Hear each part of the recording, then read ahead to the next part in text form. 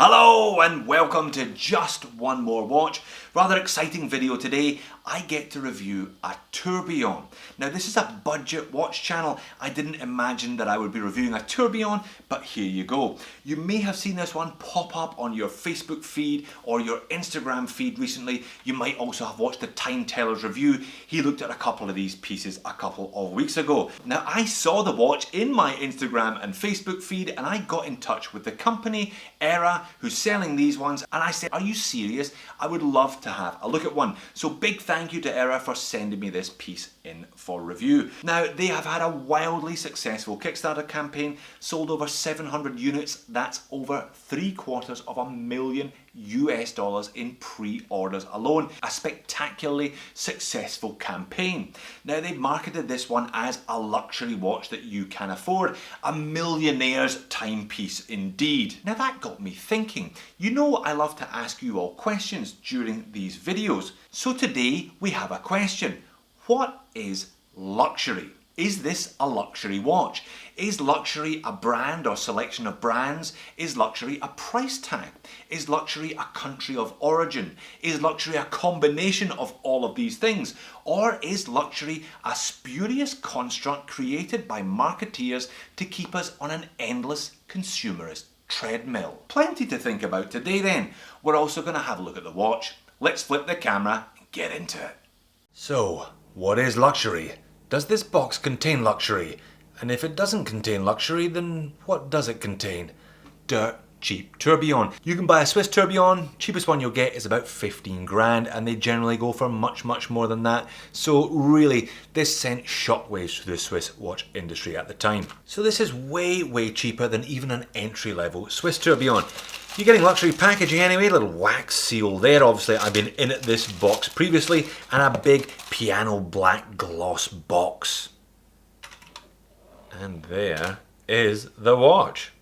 Little instruction manual here. You get a 2-year warranty on these, and Era will look after the servicing. They have secured the services of somebody to service these ones.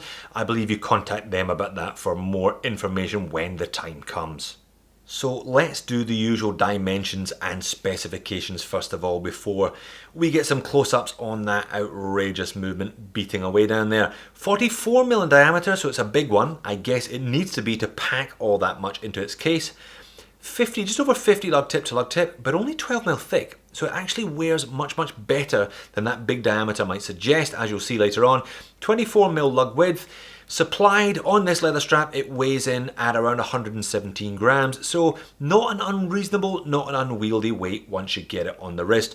316L stainless steel case, 3-piece case construction, fairly simple case, high polish finish throughout. I guess they didn't need to spend a lot of time and effort on the case today because the action is in the movement. Unsigned, onion crown, it's a manual winder. Dial is covered by a piece of dead flat sapphire crystal. There doesn't appear to be much AR coating on this one though. I'm guessing it's a sapphire sandwich because we have a see-through case back here as well today, so you can watch the movement in action from the back and from the front. 50 meters of water resistance, so okay for the occasional splash, but I wouldn't be taking this one swimming with you.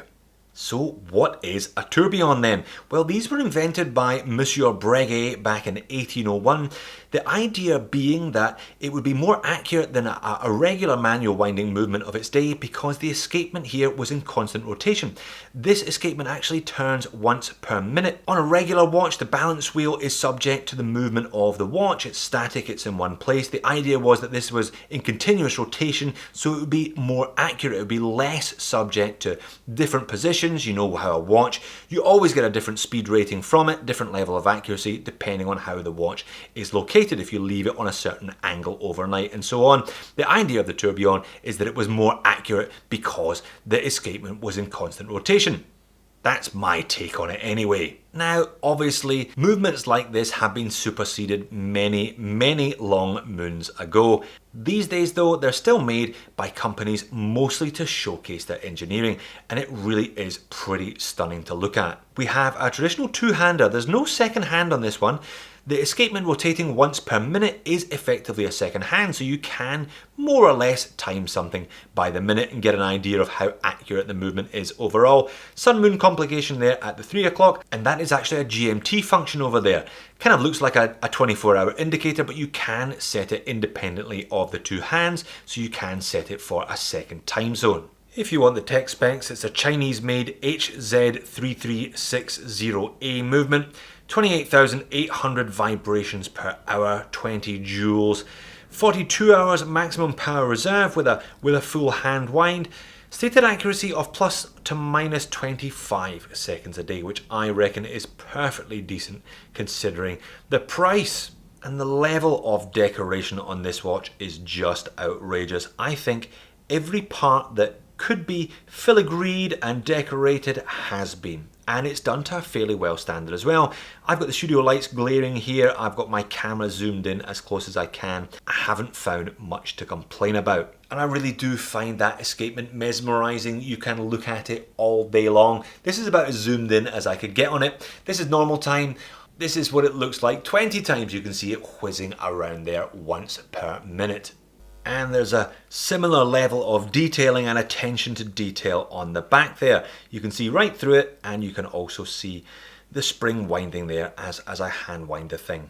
And similarly, there's as close as I could get into the rear of the watch at normal speed, and again at 20 times the speed. You can see that escapement spinning from the back as well. I actually think it wears quite well once you get it on wrist.